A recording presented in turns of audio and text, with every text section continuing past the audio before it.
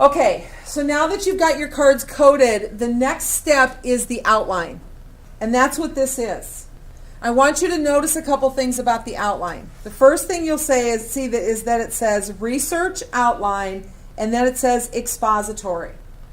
All that means is that we're writing about information. You're exposing information. Right. Right. So it's just a term that I need you to learn, because it's very possible that you will see this term on an assessment somewhere like an ACT or something down the road, and you will have never seen the word and you won't know what it means. It means information. So expository text or expository writing means writing information. That's what it means. Okay? Now, this essay is going to have 6 paragraphs. It's going to have an introduction with a lead sentence, 2 to 3 sentences for the gist, and a thesis. So we're going to write 1, 2-3, 1. So our introduction is going to have a total of 4 to 5 sentences in it. We're not going to worry about this right now. We're going to do that when we come back next week. But I want to show you the next part, and this is what your homework is over the weekend. Paragraph 1 of the body is going to be about the facts that you have found on your topic. Okay? Notice that the number 1 sentence, the red sentence, it says facts. We don't need to write anything else down there, because we know that the topic of that sentence is going to be the facts of the Bermuda Triangle, or the facts of the Mary Celeste, or the facts of Bigfoot. Okay? So I've already put the word in your outline for you to indicate that the first sentence has to address the fact that it's about the facts.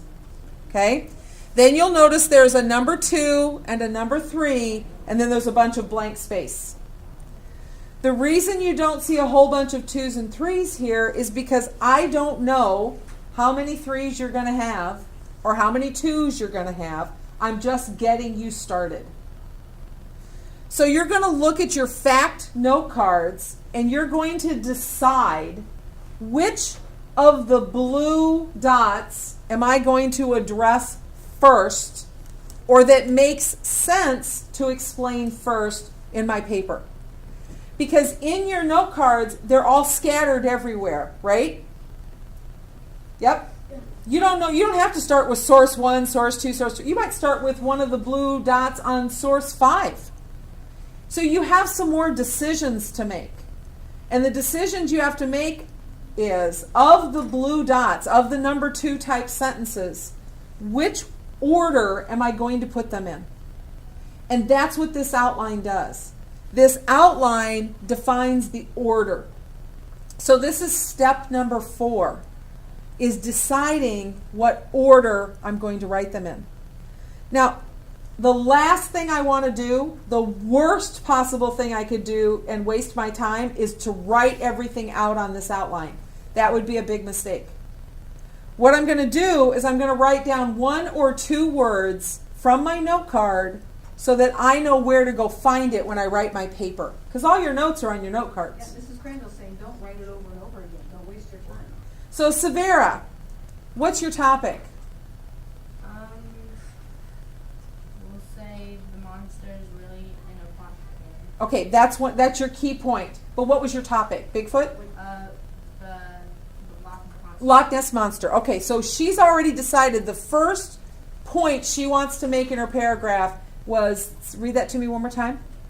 Most people think the monster is really just an aquatic dinosaur. Okay, so most people think the monster is just an aquatic dinosaur. All I'm going to write here is the words most people, because that tells me which dot to go to on my cards when I'm writing my paper. But I'm going to figure out, I want that point to be made first. Now, Severa, are there any details that you think will go with that point? Any number 3 type sentences? I like the way you're shuffling through your cards, kind of looking at them. That's exactly what they're for. That's exactly what they're for.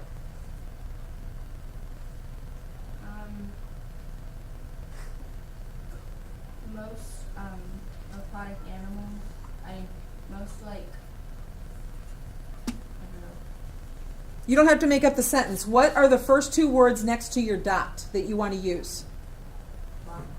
Loch Ness. Okay. Now, all I have to do is write down the two words next to the green dot, the number 3 type sentence. So when I go to write my paper, I'm going to go look for that dot. Do you see how that's working? I don't have to worry about what the sentence is going to write like yet. I only have to worry about where to go find it on my note cards. Now, do you think there might be another detail, or you think you're ready to make a new point? There's probably another, Okay, so we're going to put a 3 there, and we're going maybe I'll come back and add another one. Now, I'm ready to make my next point, and I'm going to go look for a blue dot. And what's my next point going to be? I'm going to write down 1 or 2 words.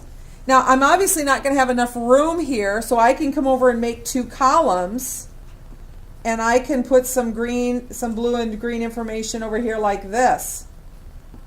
Okay? All I'm doing is writing down enough of the first couple words so that when I write my paper, I go to my note card and I go, oh yeah, I wanted this one next. And then I want this one, and then I want this one. So, we catching on?